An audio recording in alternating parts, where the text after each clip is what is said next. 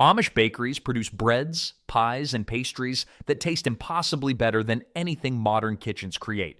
Yet most of their original recipes have disappeared from everyday use. These 20 lost baking techniques rely on simple ingredients and traditional methods that deliver superior flavor, texture, and keeping quality without fancy equipment or hard-to-find supplies. Brown bread baked overnight. The Amish had a clever solution when firewood ran short and ovens needed sharing. They'd mix up a dense, hearty bread before sunset and let it bake through the night at the lowest possible temperature. While everyone slept, the bread slowly transformed into something that could carry a family through hard work and harder winters. This wasn't about speed or convenience. It was about making every piece of fuel count for something. The secret sat in the molasses and whole grains. These ingredients packed so much flavor and substance into each slice that you didn't need much to feel satisfied. A thick slab of white bread might leave you reaching for seconds and thirds, but a modest piece of this brown bread kept you going until the next meal. Some folks say this bread was so filling it's the only time in history people complained about getting their money's worth. The Amish understood that stretching resources meant thinking differently about every recipe. What made this bread even more practical was how it improved with age. Most breads start declining the moment they cool, turning stale and crumbly by the second day. This one actually tasted better 24 hours after baking. The flavors deepened, the texture settled into something almost cake-like, and suddenly yesterday's loaf beat today's fresh baking. Families would deliberately bake it a day early for special meals. The overnight method solved another problem that modern bakers rarely face. When multiple families shared a community oven or when fuel supplies ran dangerously low, you couldn't just fire up the stove whenever hunger struck. You had to plan, coordinate, and make the most of every heating opportunity. This bread let them use residual heat that would otherwise escape into the night air. It's like getting free bread just for being patient, which is probably why it never caught on in the drive-through era. The whole grains added nutrition that refined white flour simply couldn't match. During long winters when fresh food disappeared and variety shrank to almost nothing, these nutrients mattered more than taste preferences. The bread provided steady energy without the quick spike and crash that came from lighter, sweeter options. It kept farmers working and children growing even when the pantry looked grim. Turns out the Amish figured out slow carbs before fitness influencers made them trendy. This wasn't a recipe born from culinary experimentation. It came from necessity, from communities that couldn't afford waste and didn't have the luxury of throwing out imperfect attempts. Every ingredient cost something, whether money or labor, and this bread respected that reality with every overnight bake. Water pie from an empty pantry. Hard winters brought challenges that went beyond cold temperatures and short days. When cows stopped producing milk and chickens refused to lay eggs, Amish families still needed to put food on the table. Someone, somewhere in those communities, figured out that you could make a pie with nothing but water, flour, sugar, and fat. No dairy, no eggs, no exotic ingredients that required trade or travel. Just the absolute basics that every household kept even during the worst shortages. The mixture sounds impossible on paper.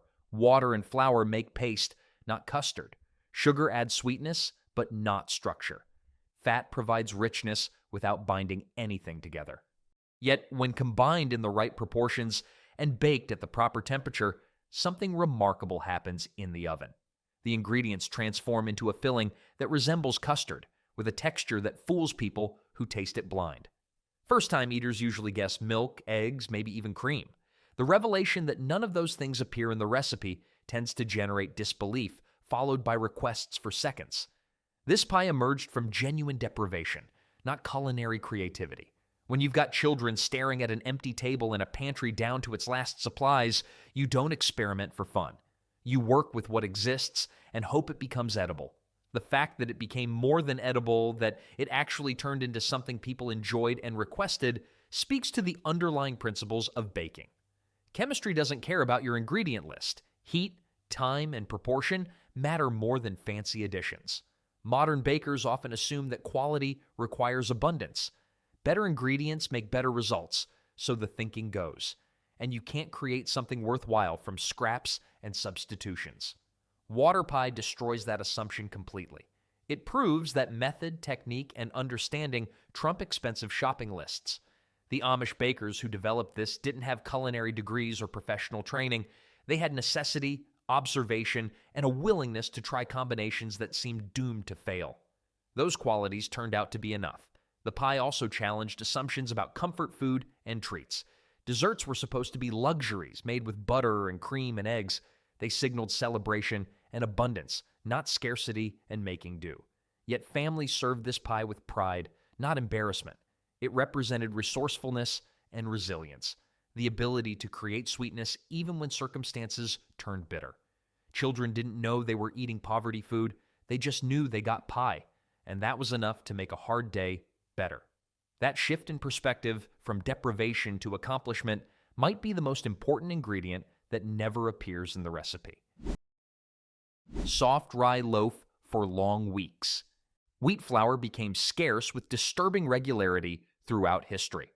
Droughts, crop failures, economic downturns, and simple distance from mills could all empty the flour bin faster than families could refill it.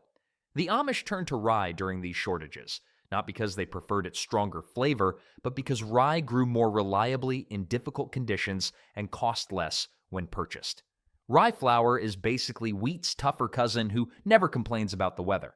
A baker could stretch precious wheat supplies by mixing in rye, sometimes half and half, sometimes with rye dominating the blend. The resulting bread carried advantages beyond simple economics. Rye loaves stayed moist for days longer than pure wheat bread. Something in the grain's composition held onto water differently, preventing the rapid staling that plagued white loaves. This mattered enormously for families who couldn't bake daily. If you fired up the oven once or twice weekly, you needed bread that remained edible until the next baking day. Stale bread could be salvaged for puddings and stuffings, but fresh bread made meals feel normal and comforting when everything else felt uncertain. Many people initially resisted rye because it produced a denser, heavier loaf than wheat. Light, fluffy bread seemed more desirable, more refined, more like what wealthier families ate. But density brought its own benefits when feeding large families with limited resources. A smaller portion of rye bread provided more lasting satisfaction than a larger slice of airy white bread. The complex carbohydrates and higher fiber content meant energy that stuck around for afternoon fieldwork instead of fading by mid-morning. It's the bread equivalent of a long-distance runner versus a sprinter who peaked in high school. Rye also carried a distinctive, slightly sour flavor that complemented savory foods beautifully. It stood up to strong cheeses, cured meats, and hearty soups in ways that mild wheat bread couldn't match. The Amish discovered that limitations sometimes forced you into combinations you'd never have chosen freely, and those combinations occasionally surpassed the original preferences. Not everyone loved rye at first, but families found that their palates adjusted, especially when the alternative meant going without bread entirely. The grain's resilience extended beyond the field into storage. Some say rye flour ages better than most marriages. Properly stored rye kept for months without developing the rancid off flavors that could ruin wheat flour. This made it valuable for communities that needed to buy in bulk during harvest season and make those supplies last through winter and spring. The Amish planned their food supplies carefully, always calculating what would endure and what needed using quickly. Rye fit perfectly into that practical approach to survival. Vinegar cake without eggs. Lean years arrived without warning and stayed longer than welcome. Chickens that usually produced reliably would suddenly stop laying, whether from cold, stress, or reasons that remained mysterious. Families accustomed to having eggs for baking found themselves staring at empty nests and recipes that demanded what they didn't have. The Amish solution involved a substitution that sounds wrong until you understand the chemistry. Vinegar combined with baking soda creates a reaction that mimics what eggs do in cake batter. The acid meets the base, bubbles form, and the batter rises just like it should. The reaction happens fast, which means you need to work quickly once the vinegar hits the batter. Mix your dry ingredients completely first, add the wet ingredients, including vinegar at the very end. Stir just enough to combine, and get that pan into a hot oven immediately. Wait too long and the bubbles escape, taking your cake's lift with them. This technique requires attention and timing, but not expensive ingredients or complicated steps. During long winters when travel was difficult and supplies ran low, that distinction mattered enormously. Chocolate versions of this cake became particularly popular because cocoa powder masked any lingering vinegar flavor completely. You could tell someone the cake contained vinegar, and they'd nod politely while clearly not believing you. Then they'd taste it and start questioning everything they thought they knew about baking. The chocolate flavor came through rich and deep. The texture stayed tender and moist, and nobody detected anything unusual. Plain versions worked too, especially when flavored with vanilla or spices, but chocolate performed outright magic. The popularity of vinegar cake extended beyond pure necessity into preference. Some bakers found they actually preferred the texture to traditional egg-based cakes. The crumbs stayed more tender, the cake remained fresh longer, and the whole thing felt lighter somehow, despite using similar amounts of flour and sugar. Once people tried it, many kept baking it even after eggs became available again.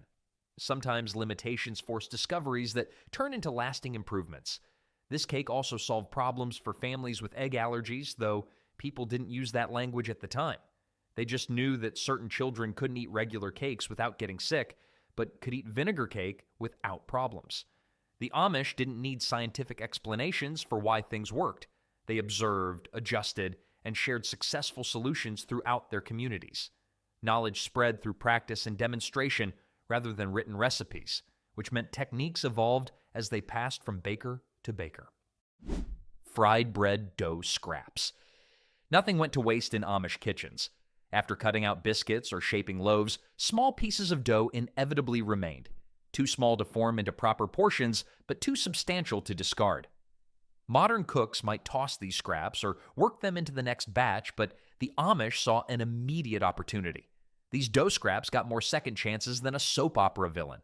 Heat up some fat in a skillet, drop in those odd-shaped pieces, and fry them until golden brown.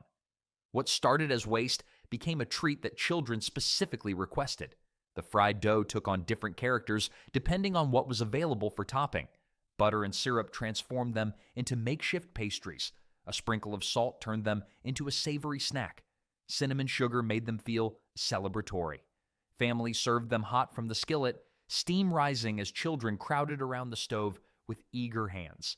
The informality added to the appeal. These weren't carefully plated desserts requiring good behavior and clean hands.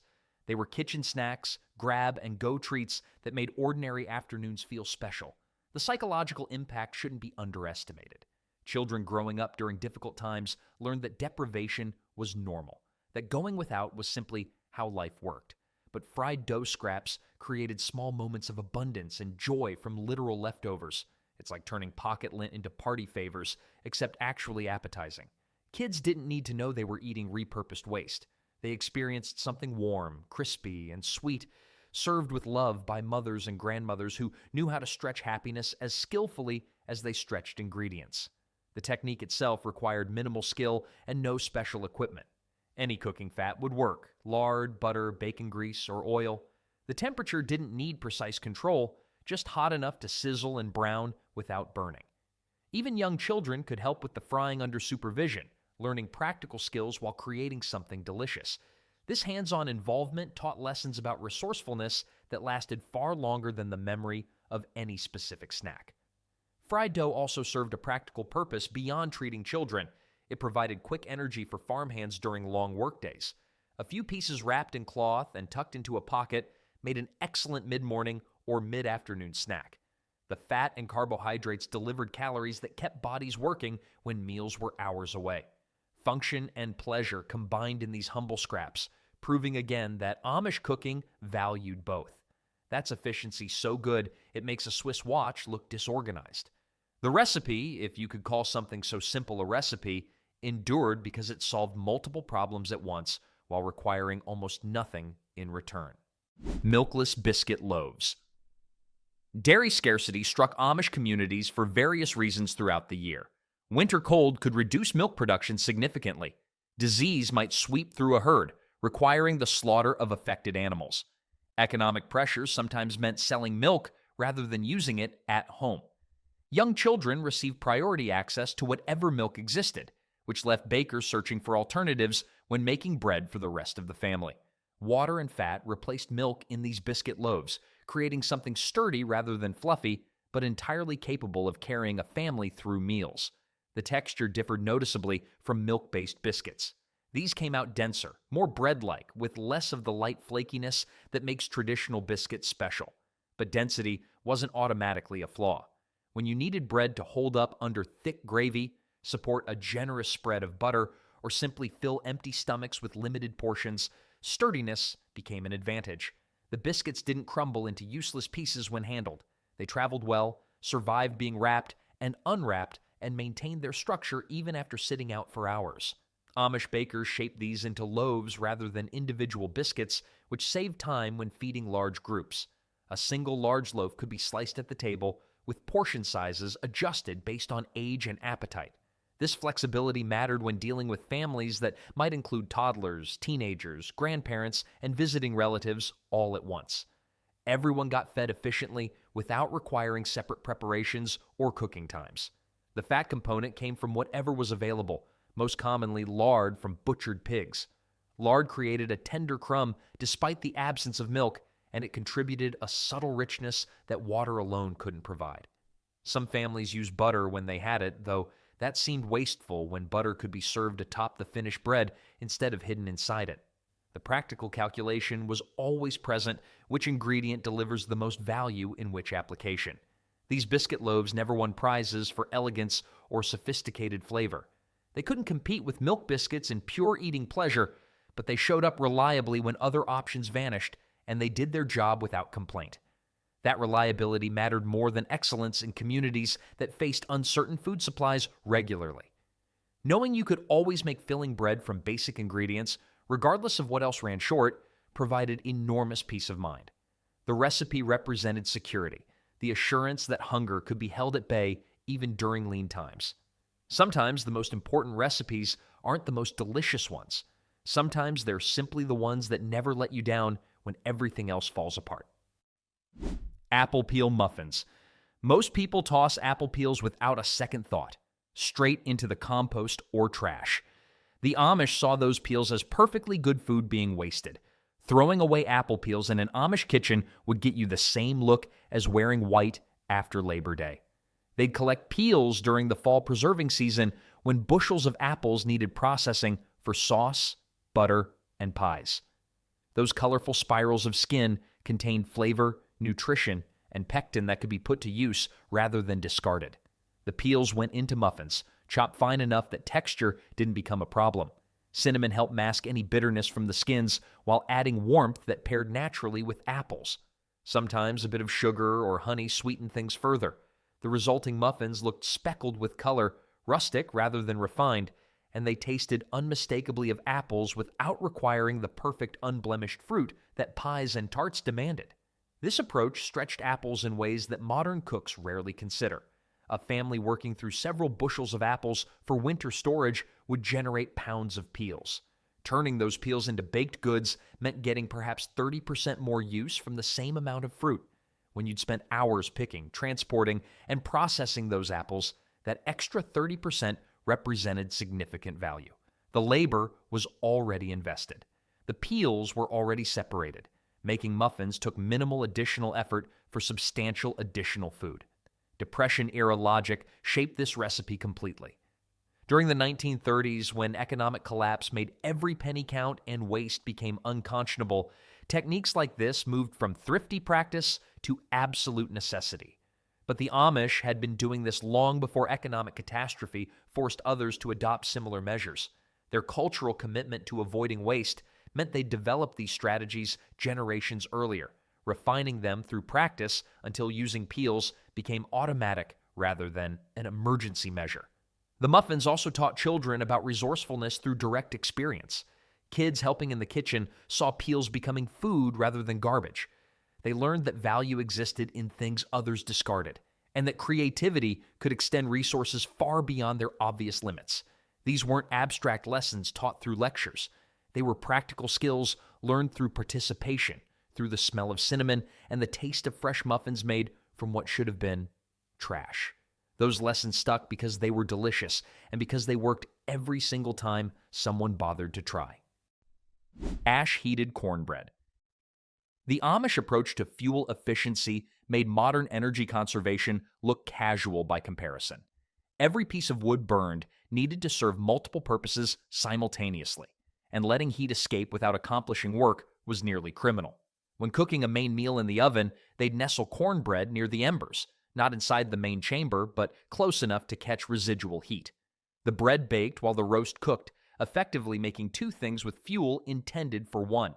Cornmeal offered advantages that went beyond fuel savings. It cost less than wheat flour in most areas and stored for months without going rancid or developing off flavors. During times when wheat harvests failed or prices spiked, cornmeal kept families fed when flour became unaffordable. The Amish had grown corn successfully for generations, understanding its cultivation deeply and knowing exactly how to process it into meal that suited their needs. The bread itself came out with a distinctive texture and flavor that divided people sharply. Some loved the slightly gritty texture and the sweet, earthy taste of corn. Others found it coarse and unsatisfying compared to wheat bread, but preference mattered less than availability. When cornmeal was what you had, you learned to appreciate its qualities rather than mourning what you lacked. Children raised on cornbread often preferred it as adults, their palates shaped by early experiences in ways that lasted for life. Baking near embers rather than in direct oven heat required skill and attention. Too close and the bottom burned before the inside cooked through. Too far and nothing happened except wasted time. Experienced bakers developed an intuitive sense for the right distance and timing, checking with quick touches and visual cues that seemed mysterious to observers but were actually just accumulated experience put into practice. It's the kind of skill you can't learn from a recipe card, which is probably why nobody tried selling ash-heated cornbread for dummies. Young women learned by watching their mothers and grandmothers gradually taking over the process under supervision until they could manage it independently. The bread served multiple roles beyond simply filling stomachs.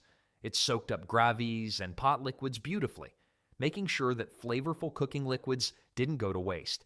It could be crumbled into milk for a simple breakfast porridge. Leftover pieces went into stuffings or became the base for bread puddings. Every crumb found a use. Nothing returned to being just fuel for the fire. This circular approach to resources, where waste from one process became input for another, characterized Amish life across all aspects, not just cooking. Honey bread for sugar shortages. Refined sugar availability fluctuated wildly depending on wars, trade disruptions, economic conditions, and simple geography. Communities far from cities or railroad lines might wait weeks or months between sugar deliveries, and prices could spike without warning. The Amish kept bees for multiple reasons: pollination, wax for candles, and most importantly, honey as a reliable sweetener they controlled completely. When sugar ran short or became too expensive, honey stepped in without requiring any external supply chain.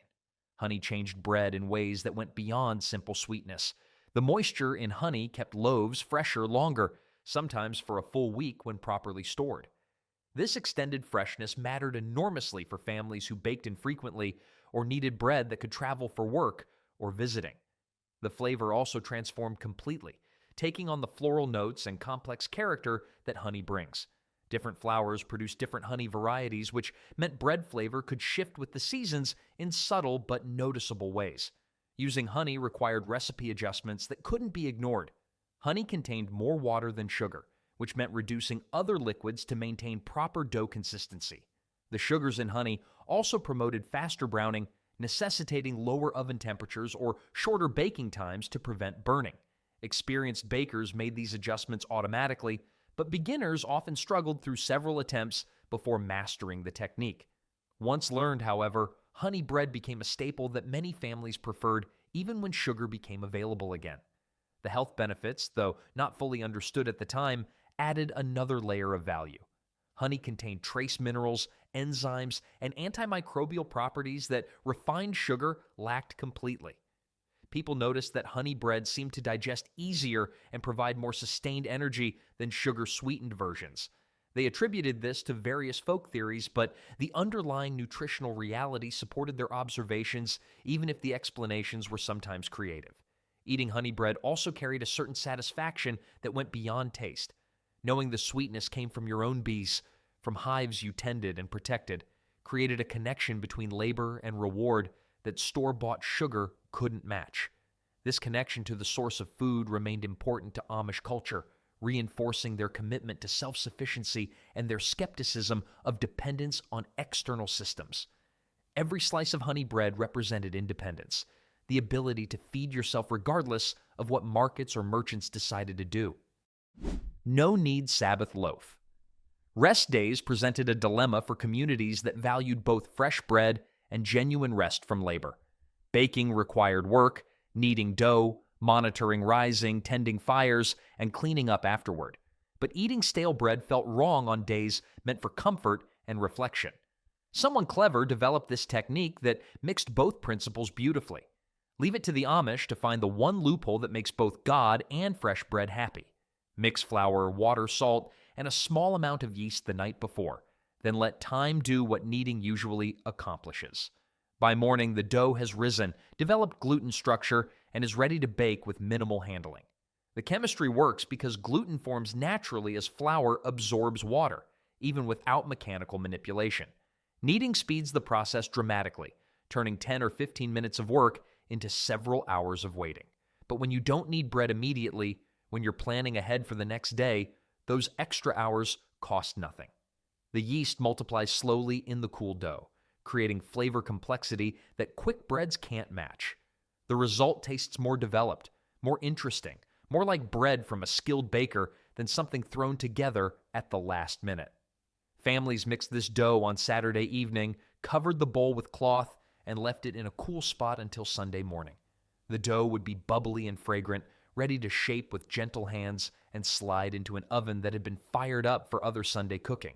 The bread baked while families prepared the rest of their meal, filling the house with smells that made rest days feel abundant rather than restricted. The technique saved labor without sacrificing quality, which aligned perfectly with Amish values around efficiency and stewardship. Why work harder when you could work smarter? Why use muscle when time would deliver the same result? These weren't questions about laziness, but about resource allocation. Energy spent unnecessarily on one task was energy unavailable for other responsibilities. The Sabbath loaf let families honor both their need for rest and their desire for good food without forcing a choice between them. Modern no-knead bread recipes became trendy centuries later, presented as revolutionary discoveries by various cookbook authors and food writers. The Amish had been doing this routinely for generations, not as a clever trick, but as practical necessity. They rarely wrote down recipes or published techniques, which meant their knowledge stayed mostly within their communities. But the principles they understood and applied daily proved just as valid when eventually rediscovered by others with access to bigger platforms and publishing deals.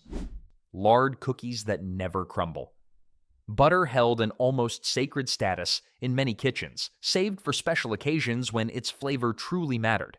Daily baking used lard instead, rendered fat from butchered pigs that provided richness without the premium price. These cookies relied entirely on lard for their texture and keeping qualities, and the results defied expectations set by butter devotees. The cookies stayed tender for days, even weeks when properly stored, and they survived treatment that would reduce butter cookies to crumbs.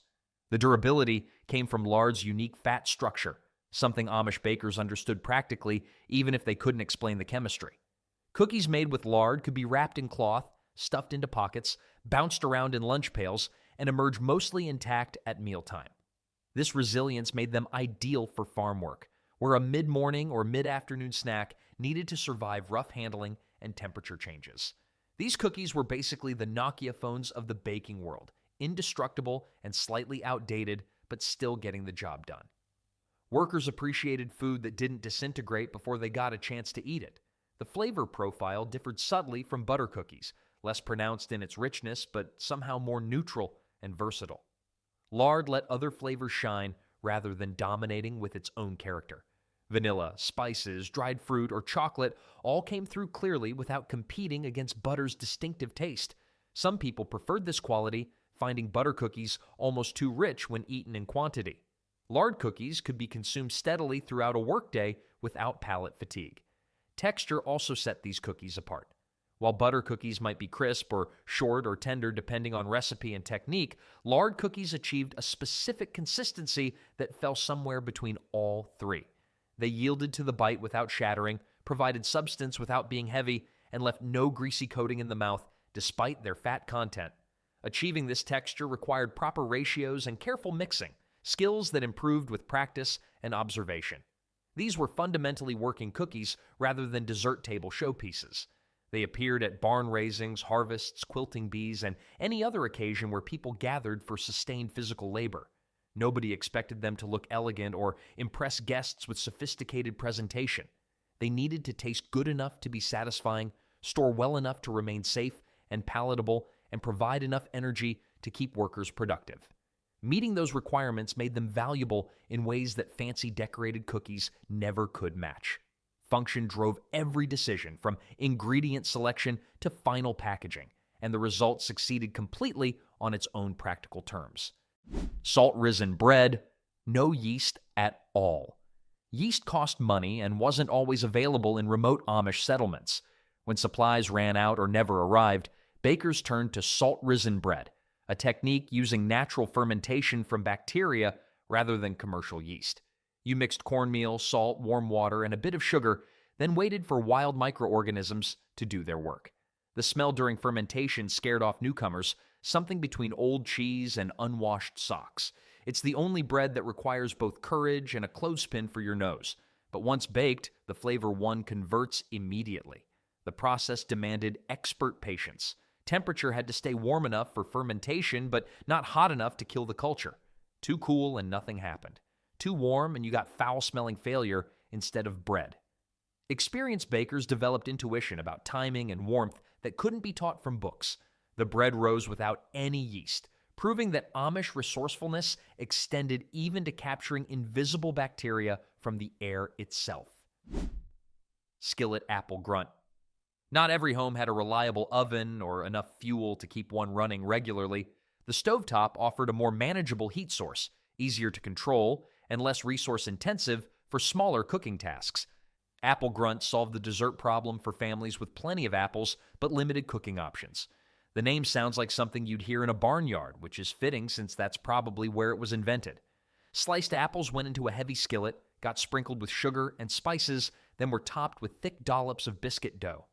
The lid went on, and the whole thing steamed rather than baked, creating a hybrid between cobbler and dumpling. The technique stretched fruit impressively. A few apples that might disappear quickly when served fresh could feed a whole family when transformed into grunt. The biscuit topping absorbed apple juices and expanded as it cooked, increasing volume and creating a substantial dish from modest ingredients.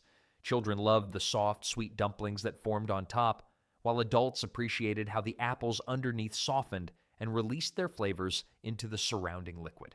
Appearance never ranked high among grunt's virtues.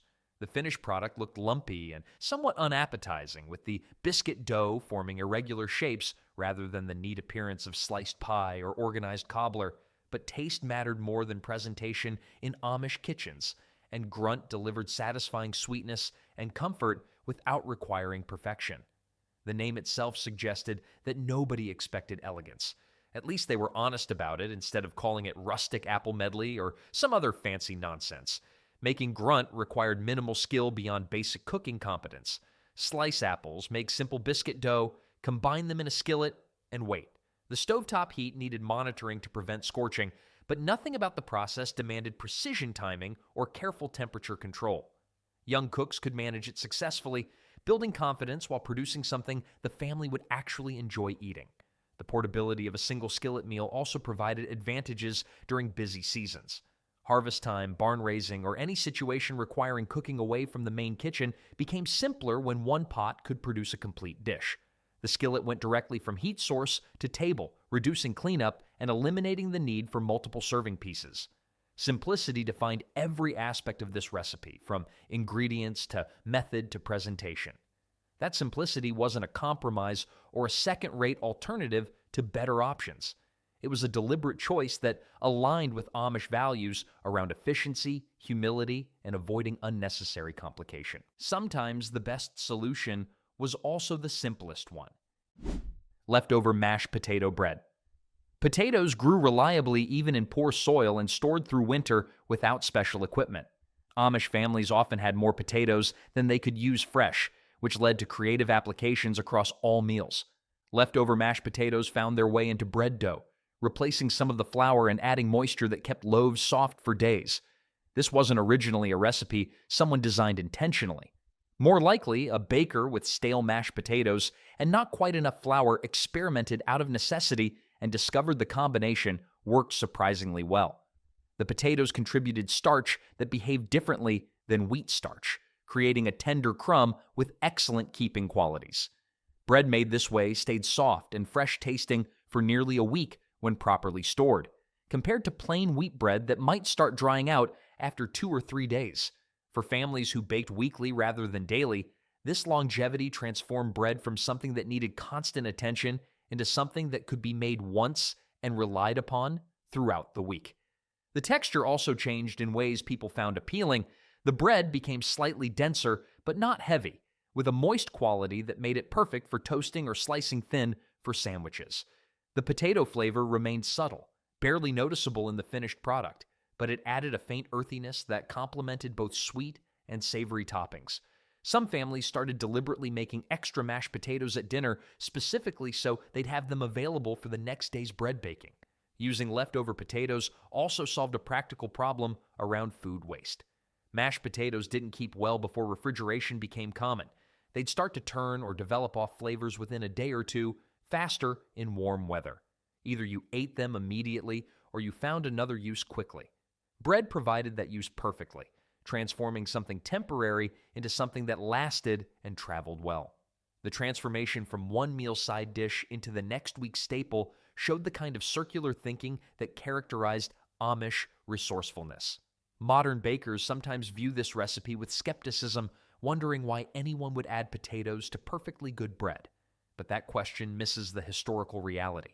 This wasn't about improving bread that was already fine.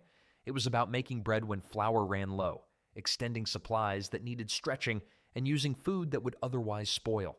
The fact that the result turned out better than necessary, that it actually improved the bread's qualities, was a bonus rather than the original goal. Shoofly bars instead of pie. Traditional Shoofly pie required time and technique that busy bakers couldn't always spare. The filling needed careful mixing, the crust demanded proper handling, and cutting clean slices from a pie without making a mess challenged even experienced cooks. Bars simplified everything while maintaining the essential molasses flavor that made Shoofly pie distinctive.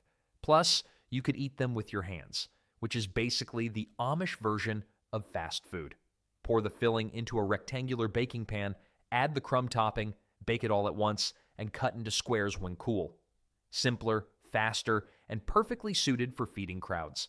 The bars sacrificed some of the elegance and ceremony that pie provided, but they gained practicality and efficiency.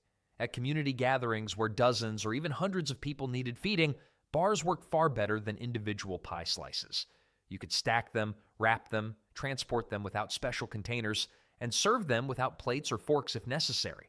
The portability alone made them valuable for barn raisings, harvests, and any event where people worked first and ate second. Molasses gave the bars their deep, complex sweetness. This wasn't refined sugar sweetness, light and simple. Molasses brought minerality, slight bitterness, and a richness that lingered after swallowing. During times when molasses cost less than sugar, these bars provided affordable sweetness to families watching every penny.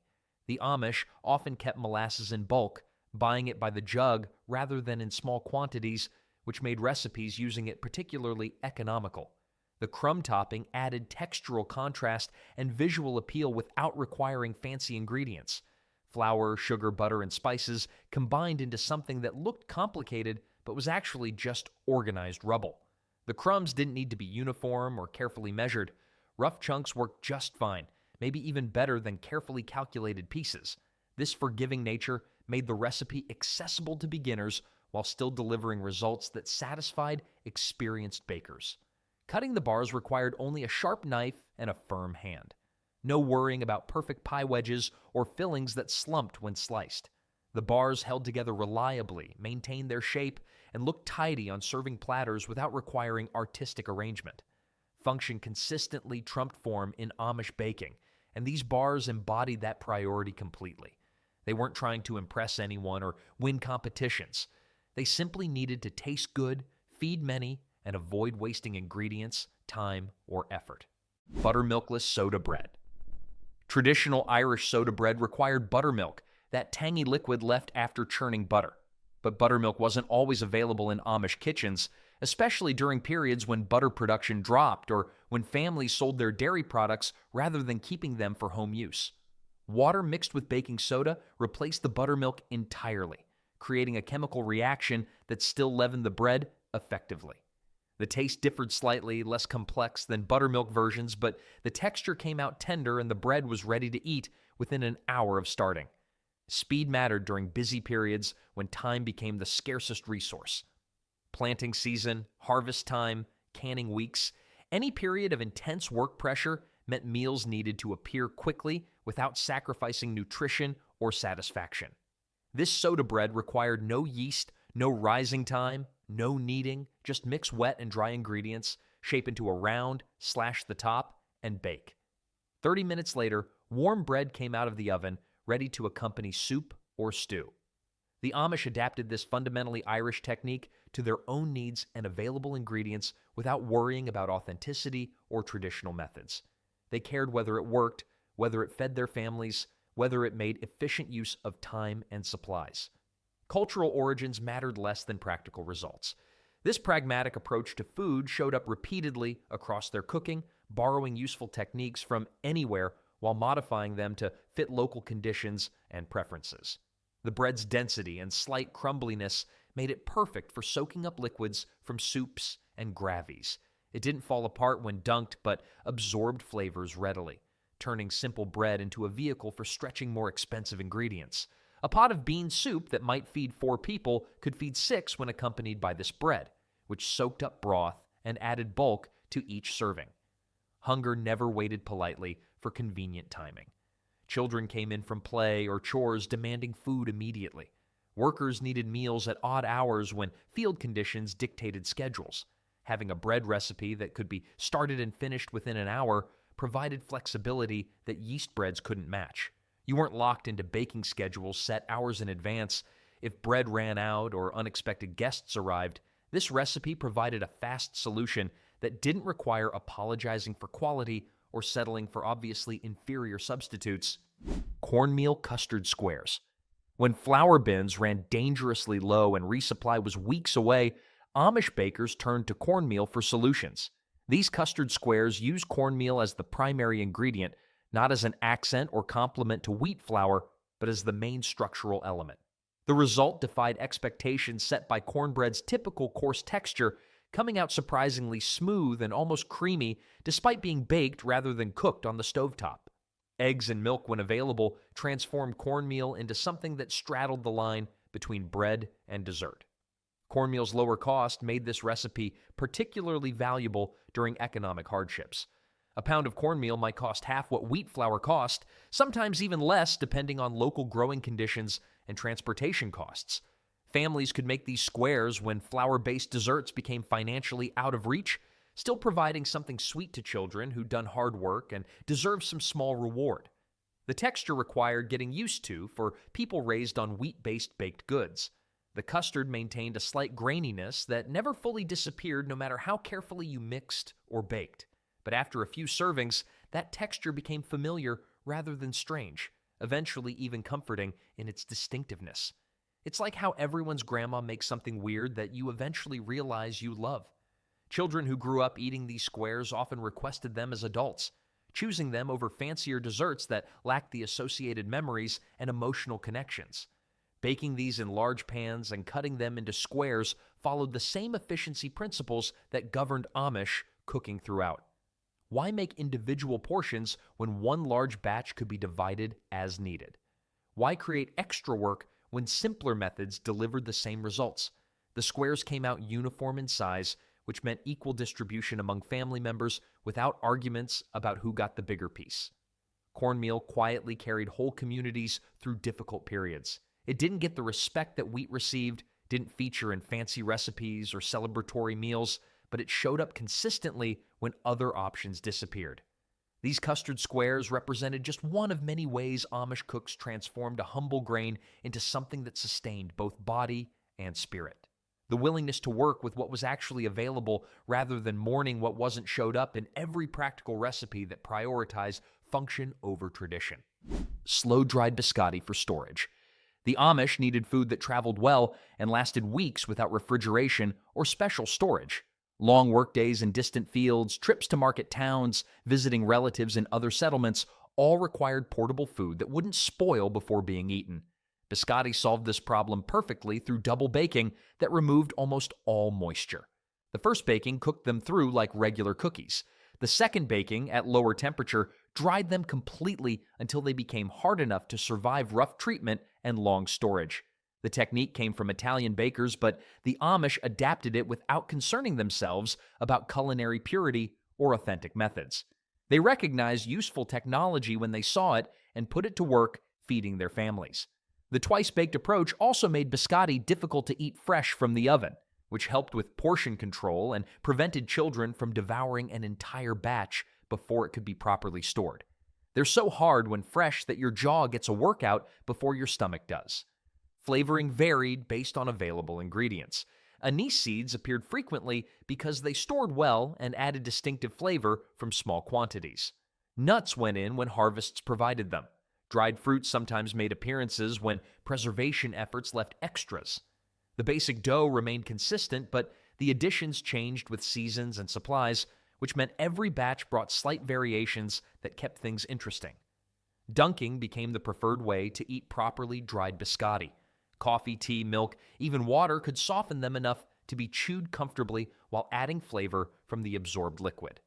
This dunking requirement actually provided a secondary benefit by forcing people to slow down and savor their food rather than eating mindlessly while working. You couldn't eat biscotti and continue wielding tools simultaneously. You had to pause, sit, and engage with the eating process deliberately. Storage lasted for weeks when biscotti were kept dry and protected from rodents. Metal tins worked well, as did cloth bags hung from ceiling beams where mice couldn't reach. The longevity meant bakers could make large batches infrequently rather than baking constantly, freeing time for other work while ensuring food security. Families that traveled regularly always packed biscotti, knowing they provided reliable nutrition regardless of what other food supplies might be available along the journey. They were basically edible insurance policies that also happened to taste pretty good. Burnt sugar cake. Sugar cost money that many families didn't have for luxuries, but burning sugar, cooking it until it darkened and developed deep caramel notes, transformed a small amount into something that tasted expensive and complex. The Amish discovered this technique let them create impressive cakes from humble ingredients by investing time and attention rather than costly additions. The burned sugar syrup went into the cake batter, coloring it dark and infusing every bite with rich, slightly bitter flavor that masked the absence of chocolate, vanilla, or other expensive flavorings. Making the burnt sugar required nerve and attention. You heated granulated sugar in a heavy pan, watching it melt and gradually darken from amber to deep brown. The line between perfectly burnt and actually ruined was thin and unforgiving. Too little cooking left the sugar merely melted without developing the bitter complexity that made the technique work. Too much cooking created acrid, genuinely burnt sugar that ruined everything it touched. It's the baking equivalent of playing chicken with your stovetop, except the loser throws away ingredients instead of looking foolish. The dark color made these cakes look more elaborate than their ingredients justified. They appeared chocolate-rich or flavored with expensive spices, when actually they contained nothing but flour, sugar, eggs, fat, and the magic of controlled burning. Presentation mattered in Amish communities, even though they valued humility. Bringing a beautiful-looking cake to a community gathering showed respect for the occasion and care in preparation, even when the ingredients cost almost nothing. The technique also taught broader lessons about transformation through cooking. Raw ingredients could become something completely different when treated properly. Simple supplies weren't limitations, but starting points for creativity and skill. This philosophical approach to cooking extended beyond individual recipes into an overall worldview about making the most of available resources through knowledge and effort. Families served these cakes for special occasions when guests expected something nice, but budgets couldn't accommodate expensive ingredients. The burnt sugar created enough interest and complexity that people rarely questioned what else might be in the recipe. They simply enjoyed the deep, sophisticated flavor and assumed more costly components contributed. Nobody needed to know that skill had substituted for expensive ingredients. The result was what mattered, and the result delivered satisfaction and pleasure despite its economical origins. End of week everything bread. Saturday night meant pantries needed emptying before Sunday market trips would restock supplies. Small amounts of different flours sat in various containers, not enough alone to make bread, but collectively sufficient. Seeds, grains, leftover porridge, bits of this and that accumulated through the week until the Amish baker gathered them all together into one final loaf. This wasn't a recipe in any traditional sense, but rather a principle that waste deserved preventing, no matter how small the quantities involved. The bread changed every week based on what needed using. Sometimes it contained mostly wheat flour with a bit of rye and some oats. Other weeks, corn dominated with wheat as the minority. Seeds might add crunch one time while dried fruit provided sweetness the next. The unpredictability became part of the appeal, turning the end-of-week baking into a small adventure rather than repetitive routine. No two loaves ever matched exactly, which meant each family developed their own traditions and preferences around this bread. Children might anticipate it eagerly, curious what combination the current week would bring, or they might dread it, knowing it sometimes turned out dense and strange when the wrong ingredients dominated. But regardless of individual reactions, the bread appeared reliably each week, physical proof that nothing went to waste under Amish stewardship. The practical impact extended beyond preventing waste. These loaves taught bakers to work without precise measurements, to judge proportions by feel and experience rather than following rigid formulas. This skill built confidence and adaptability that carried into all aspects of cooking. Someone who could successfully make bread from random combinations of ingredients could probably figure out most other recipes without much difficulty. The principle also spoke to deeper values about using what you have rather than wishing for what you don't. Markets would bring fresh supplies soon enough, but between now and then, you worked with current reality rather than anticipated abundance. This mindset prevented both waste and disappointment, keeping families grounded in what actually existed rather than in imagined plenty. Everything bread embodied this worldview in edible form, changing weekly but always present, always different, always made from whatever the previous days had left behind. These forgotten Amish recipes prove that better baking doesn't require complicated techniques or expensive ingredients, just knowledge that's been tested across generations. Each method saves money, reduces waste, and produces results that modern shortcuts simply can't match. Once you've tasted bread that stays fresh for a week or pie crust that actually melts in your mouth, there's no going back to store-bought disappointments.